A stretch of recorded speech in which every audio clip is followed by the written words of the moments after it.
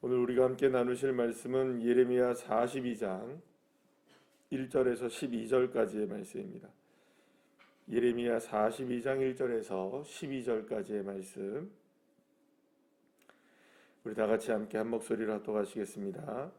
이에 모든 군대의 지휘관과 가레아의 아들 요하난과 호사의 아들 여사나와 백성의 낮은 자로부터 높은 자까지 다 나와 선지자 예레미야에게 이르되, 당신은 우리의 탄원을 듣고 이 남아있는 모든 자를 위하여 당신의 하나님 여호와께 기도해 주소서.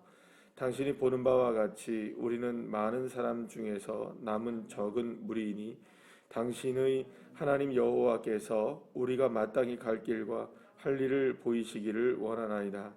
선지자 예레미야가 그들에게 이르되, 내가 너희 말을 들었은즉 너희 말대로 너희 하나님 여호와께 기도하고 무릇 여호와께서 너희에게 응답하시는 것을 숨김없이 너희에게 말하리라. 그들이 예레미야에게 이르되, 우리가 당신의 하나님 여호와께서 당신을 보내사 우리에게 이르시는 모든 말씀대로 행하리이다. 여호와께서는 우리 가운데 진실하고 성실한 증인이 되시옵소서. 우리가 당신을 우리 하나님 여호와께 보내면 그의 목소리가 우리에게 좋든지 좋지 않든지를 막론하고 순종하려 함이라. 우리가 우리 하나님 여호와의 목소리를 순종하면 우리에게 복이 있으리이다 하니라. 10일 후에 여호와의 말씀이 예레미야에게 임하니 그가 가레아의 아들 요하난과 그와 함께 있는 모든 군 지휘관과 백성의 낮은 자로부터 높은 자까지 다 부르고 그들에게 이르되, 너희가 나를 보내어 너희의 간구를 이스라엘의 하나님 여호와께 드리게 하지 아니하였느냐? 그가 이렇게 이르리라. 너희가 이 땅에 눌러 앉아 산다면 내가 너희를 세우고 헐지 아니하며 너희를 심고 뽑지 아니하리니 이는 내가 너희에게 내린 재난에 대하여 뜻을 돌이킴이라. 여호와의 말씀이니라. 너희는 너희가 두려워하는 바벨론의 왕을 겁내지 말라. 내가 너희와 함께 있어 너희를 구원하며 그의 손에서 너희를 건지리니 두려워하지 말라. 내가 너희를 불쌍히 여기리니 그도 너희를 불쌍히 여겨 너희를 너희 본향으로 돌려보내리라 하셨느니라. 아멘. 할렐루야.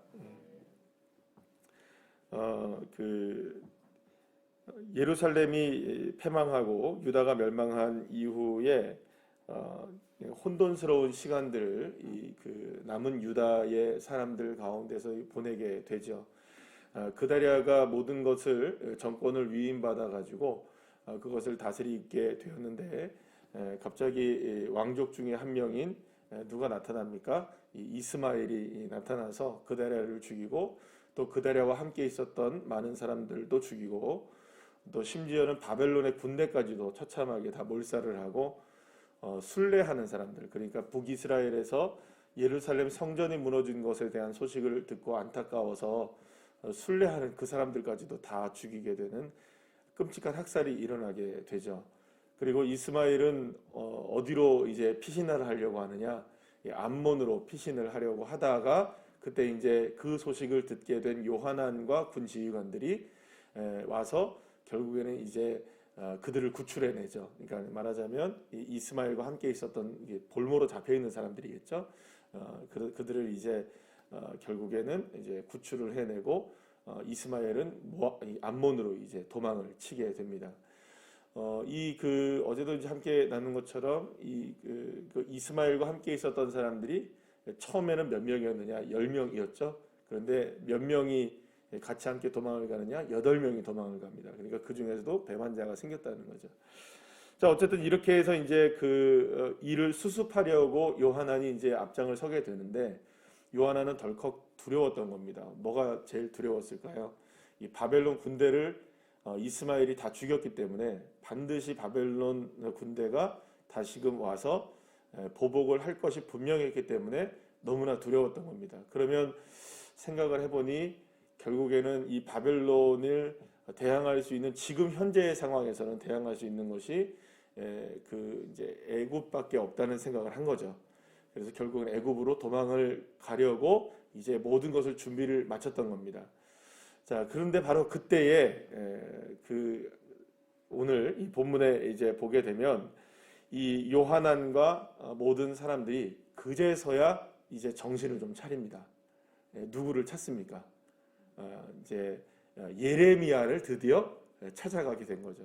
그러니까 지금의 이 상황이 꽤 오랜 시간이 이제 걸렸겠죠. 그 상황 속에서 이제 사실은 여러 가지로 이제 뭐 이런 상황 저런 상황들이 쭉 펼쳐지는 그 상황 속에서 예레미야가 어디로 지금 와 있는 겁니까? 그 이제 포로로 잡혀가다가 이제 다시 돌아와서 어디에 이제 오게 되었냐면 그 미스바에 도착해 있었던 것이죠. 그때서야 비로소 누구를 찾아가느냐? 이 요하난이 예레미야를 찾아가게 되죠. 그런데 오늘 이 본문에서 보게 되면 예레미야를 찾아간 이유는 분명해 보입니다. 누구에게 좀 그 뜻을 알려달라는 걸까요? 하나님의 뜻을 좀 알아달라고 얘기하고 또한 하나님께 좀 기도를 좀 부탁하는 거였죠. 그럼 여기까지만 본다면 사실은 별반 누구와 다를 바가 없느냐라고 생각해 본다면 시드기야나 별로 다를 바가 없어 보이죠. 시드기야도 늘 누구를 찾습니까? 예레미야를 찾아놓고 또 예레미야에게 하나님의 뜻을 묻고 또 기도해달라고 부탁도 하고 또 여기까지 보면 시드기야와 별 다를 바가 없어요. 그런데 이 시드기야와 다를 바가 없는 그리고 또 이스라엘 백성들이 지금까지 보여줬던 이스라엘 백성들과 별반 다를 바가 없는 요하난 같이 보여지는데 요하난은 오늘 본문에서 다른 이야기를 좀 하게 됩니다. 6절 말씀을 보면은 이렇게 얘기합니다. 우리에게 좋든지 좋지 않든지 막론하고 어떻게 하냐? 하나님께 우리가 순종하겠다라고 이야기합니다. 사랑하는 여러분, 여기서 정확하게 순종의 정의가 나옵니다. 순종은 뭡니까? 좋든지 아니 좋든지 그대로 누구의 말씀대로 따르는 겁니까? 하나님의 말씀대로 따르는 게 순종입니다. 그러니까 여기에서 보면은 분명하게 정의가 되어 있습니다. 순종은 우리가 우리의 뜻을 관철시키는 게 순종이 아닙니다. 하나님 내게 이렇게 해주면 내가 하겠습니다. 이게 순종이 아닙니다. 그러니까 좋든지 아니 좋든지 내가 원하든지 원하지 않는 것이든지 그게 하나님의 뜻이라면 그저 주님의 뜻대로 살아가는 것, 그거 행동하는 것, 그걸 실천하는 것이 다름이 아니라 바로 순종인 것이죠. 그런데 놀랍지 않습니까? 요하난이 바로 그러한 믿음 가운데 서게 되었던 거예요. 순종하는 자가 되었던 거예요. 그리고 하나님은 약속하십니다. 10일 후에 이제 응답을 하셔서 하나님의 뜻을 예레미야가 전하게 되는데 뭐라고 말씀하느냐? 하나님이 10절 말씀부터 쭉 얘기를 하십니다. 너희가 만약 이 땅에 눌러 산다면 내가 너희를 헐지 않고 심게 될 것이다. 또 너희에게 내린 재앙도 어떻게 될 것이다? 거두게 될 것이다. 심지어 이렇게 말씀합니다. 바벨론 왕도 두려워하지 말아라. 그들의 손에서 너희를 구원할 것이다. 놀랍지 않습니까? 내가 너희를 불쌍히 여길 것이다. 내가 너희를 본향으로 반드시 되돌려 놓겠다. 이런 놀라운 약속을 하시죠, 하나님이. 게다가 거기다가 11절 말씀에서 뭐라고 말씀하십니까? 내가 너희와 함께 하겠다. 할렐루야. 이 놀라운 말씀들을 이렇게 해주세요. 여러분 이것만 딱 보게 되면 지금까지 이스라엘 민족이, 유다 민족이 그렇게 하나님과의 관계가 꼬여 있었잖아요. 얼마나 예레미야가 선포했습니까? 수십 년을 선포했잖아요. 약 30년을 선포했거든요. 사실은 이 예레미야가 사역만 하더라도. 그리고 예레미야뿐만이었습니까? 수많은 선지자가 와서 하나님의 말씀을 전했던 게 뭡니까? 바로 좋든지 아니 좋든지 누구의 말씀에 순종하라. 하나님 말씀에 순종하기만 하면 복을 받는다. 어떤 복을 지금 바로 받습니까? 열흘 만에 풀리는 거예요, 여러분. 지금 엄청난 오랜 시간 동안에 하나님과의 관계가 꼬여 있었잖아요, 지금. 모든 게 엉망진창이었잖아요, 지금. 그런데 다 풀려버립니다. 솔직히 말해서 어떻게 보면 너무나 쉽게 풀려버려요. 하나님이 가지고 있었던 이들을 향한 재난도 다 걷어들이십니다. 얼마든지 내가 너희를 세우겠다라고 약속하십니다. 구원하겠다. 저 바벨론 군대도 너희들을 두려워할 필요 없다. 내가 너와 함께 하니까 너희를 구원할 것이고 불쌍히 여기고 모든 것들을 다 돌려놓겠다라고 얘기하세요. 그러면 이 일이 어떻게 일어났느냐? 순종 하나로 일어난 겁니다. 어떤 순종이었습니까? 우리가 좋든지 좋지 않든지 그게 하나님의 뜻이라면 순종하겠습니다. 이 하나로 다 풀려진 겁니다. 사랑하는 여러분, 그래서 사무엘이 이 얘기한 것 중에 아주 중요한 얘기를 하죠. 순종이 뭐보다 낫다. 제사보다 뭐가 낫다. 순종이 낫다. 할렐루야. 그러니까 우리가 정말로 주님이 원하시는 게 뭐냐? 저와 여러분을 향한 순종입니다. 그러면 갑자기 어떻게 이 요하난이라는 사람이 처음 볼 때는 그렇지 않아 보여요. 그죠? 왜 어디로 도망치려고 했으니까. 애굽으로 도망치려고도 했고, 또 오늘 처음에 이게 말씀한 것처럼 하나님을 온전하게 의지하지 못하고 마치 누구와 비슷해 보입니까? 시드기야나 다른 이스라엘 백성들과 별반 다를 바가 없는 모습처럼 보이는데 어떻게 이렇게 갑자기 순종하는 사람이 되어지는 이런 변화가 일어날 수 있었느냐? 오늘 본문에 보시면 거기가 이제 그 원인이 무엇인지를 알게 됩니다. 처음에 예레미야에게 이 요하난이 기도를 부탁할 때 이렇게 이야기합니다. 2절 말씀에 보면 모든 자를 위하여 당신의 하나님 여호와께 어떻게 하라고요? 기도해 주세요. 이렇게 얘기를 해요. 그러니까 당신의 하나님 여호와, 그러면 누구의 하나님이라는 겁니까? 요하난이 얘기할 땐 예레미야의 하나님, 그 하나님, 당신이 이제 예레미야 선지자님께서 누구하고 친하니까, 하나님하고 친하니까 좀 기도해 주세요. 이렇게 얘기해요. 어떤 분들이 가끔가다 그렇게 생각하시는 경우들이, 이야기하시는 경우들이 있어요. 목사님이 기도하면 빠를 것 같아요. 이렇게 얘기해요. 그분들의 생각은 어떤 생각일까요? 목사님이 기도하면 하나님하고 조금 나보다는 더 친하니까 목사님이 기도하면 좀 더 괜찮지 않겠어? 이렇게 얘기하시는 분들이 계세요. 그렇게 얘기해 주셔서 고맙긴 한데, 그 말은 달리 말하면 나는 누구 안 친하다는 겁니까? 하나님과 나는 별로 안 친하니까 친한 목사님이 좀 이야기 좀 해주세요. 이런 이야기잖아요. 근데 여러분, 그 하나님이 누구의 하나님이셔야 될까요? 예레미야의 하나님이어야 될까요? 다른 분들의 하나님이어야 될까요? 내 하나님이어야 된다는 거죠. 나의 하나님이셔야 되는 거죠. 자, 그게 안 되는 거예요. 지금 사실은 처음에는 출발할 때는 하나님이 누구의 하나님이냐? 예레미야의 하나님이었던 겁니다. 그런데 예레미야가 그 하나님을 어떻게 바꾸느냐? 4절 말씀 보시면 이렇게 얘기해요. 너희 말대로 너희 하나님 여호와께 기도하고, 이렇게 얘기해요. 너희 말대로 너희 하나님께 기도하고, 이렇게 얘기해요. 그러니까 지금 분명히 이 요하나는 누구의 하나님이라고 얘기했습니까? 당신의 예레미야의 하나님, 이렇게 얘기했는데 이거를 누구의 하나님으로 지금 바꾸려고 하고 있습니까? 너희의 하나님으로 바꾸는 겁니다. 그러니까 아니야, 이 나의 하나님만이 아니고 너희의 하나님이야.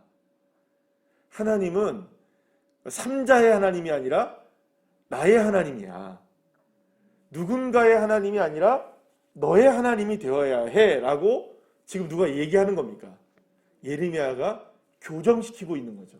자, 그런데 그 교정시키는 그것에 대해서 6절 말씀에서 그가 이렇게 이제 요하난이 대답합니다.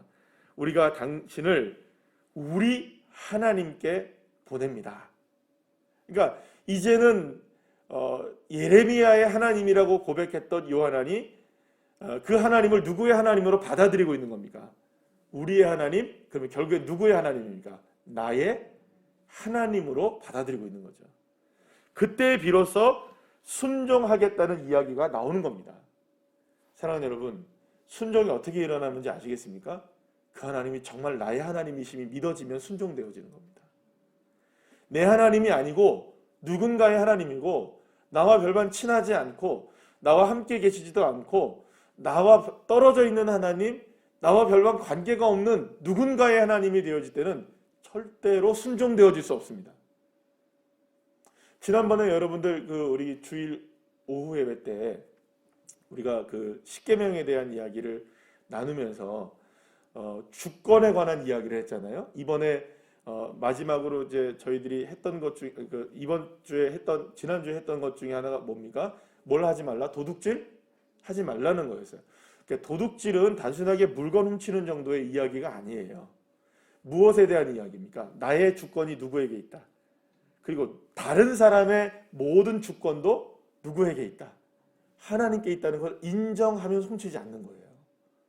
거기에 대해서 우리가 하나님이 도둑질하지 말라고 얘기했던 것 중에 가장 중요하게 명확하게 두 가지를 얘기하셨어요. 하나는 이제 십계명에서고 하나는 어디에서 말씀하셨다고요? 말라기에서 나오는 11조에 관한 이야기를 하셨단 말이에요. 그럼 11조를 하나님이 뭐라고 얘기하시나? 도둑질하지 말라고 얘기해요. 그럼 여러분 11조를 도둑질하지 말라는 건 어떤 의미가 있느냐? 11조 자체는 우리의 모든 소유에 대한 주권을 누구에게 인정하는 겁니까? 그게 하나님이 나의 하나님이라는 인정인 거죠. 그러면 자연스럽게 무엇이 될까요? 11조가 되는 거예요. 그러니까 하나님의 주권을 인정하고 나의 소유가 모든 것들이 하나님의 것임을 인정하면 11조는 자연스럽게 됩니다. 이게 무슨 금액에 대한 문제도 아니고요. 이거는 크고 작고의 문제도 아닌 거예요. 누구의 무엇의 문제입니까? 하나님이 나의 하나님이시냐, 그리고 그 하나님이 나의 주권자이시냐, 할렐루야. 이게 인정되면 되는 게 이 11조의 문제이거든요. 그러면 왜 11조가 안 될까요, 여러분? 그때 주일날도 말씀을 드렸어요. 오후 예배 때도. 왜 안 될까요? 하나님의 주권이 인정이 안 되면 억지로라도 해도 안 되는 거예요. 이거.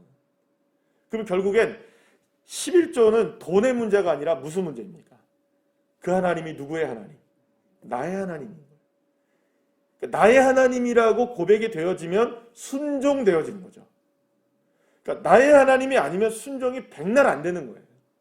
그러니까 이스라엘 백성들의 문제가 뭐였습니까? 지금까지 왜 이렇게 꼬여 있었나요? 하나님이 옆에는 있었어요. 성전에도 계셨어요. 늘 언제나 그들이 예배는 했어요. 그러나 그들 마음속에 무엇이 숨겨져 있는 겁니까? 하나님이 주권이 중앙에 숨겨져 있는 게 아니라 그들의 마음속에는 수많은 더럽고 추악한 우상들이 그들의 마음을 덮고 있었잖아요. 그러니까 주권이 누구에게 있는 겁니까? 그들의 삶 속에. 하나님께 있지 않고, 하나님이 나의 신이 아니라 누가 나의 신입니까? 바알이 나의 신이고, 수많은 우상들이 나의 신으로 섬겨지고 있는 상황 속에서는 하나님께 순종되어지지 않는 겁니다. 그러니 하나님이 그들을 향하여 재난을 내리실 수밖에 없는 거죠. 무엇을 교정시키는 겁니까? 내가 너의 하나님이다. 여러분, 예레미야서에서도 계속해서 예레미야가 하나님의 말씀을 선포하고 이 구약 성경의 면면이 계속 흐르고 있는, 그리고 구약뿐만이 아니죠. 신약에도 계속 흐르고 있는 거 뭡니까? 하나님이 나의 하나님이고 나는 너의 하나님이다. 너희가 나를 하나님으로 삼고 내가 너희의 하나님임을 믿음으로 고백한다면 내가 너희에게 이러한 복을 주겠다. 할렐루야. 하나님과의 관계, 하나님과의 주권, 하나님을 인정하고 하나님이 나의 하나님이심이 선포되어지고 그것이 믿어지면 순종되어지고, 순종되어지면 하나님이 이러한 복을 내려 주십니다. 어디서부터 풀어나가야 될까요? 나 왜 순종이 안 되지? 하나님이 나에게 왜 이렇게 뭔가가 이렇게 막혀져 있는 것 같지? 그건 하나님과의 관계 속에서 나의 하나님이 되어지지 않은 부분이 있는 거죠. 그래서 여러분, 오늘도 우리가 이 말씀을 통해서 다시금 깨닫고 오늘도 우리가 점검해야 될 것은 그 하나님이 나의 하나님. 여러분, 아브라함의 하나님, 이삭의 하나님, 야곱의 하나님, 그분은 누구의 하나님이십니까? 나의 하나님이십니다. 여러분, 예레미야의 하나님이 누구의 하나님이십니까? 나의 하나님이십니다. 수많은 성경에 나오는 엄청난 위대한 신앙인들의 하나님, 그 하나님은 누구의 하나님이십니까? 그분들의 하나님이시기도 하지만 그 하나님이 나의 하나님, 어제나 오늘이나 영원토록 나에게 역사하시는 그 하나님, 오늘도 그 하나님이 나의 하나님이심 믿고 그렇게 믿음으로 나아갈 때 순종되어져서 정말로 하나님이 우리의 삶을 회복시키시는 놀라운 축복을 누리게 되는 주의 자녀들 한 분 한 분들 다 되시기를 간절히 축복합니다. 기도하시겠습니다.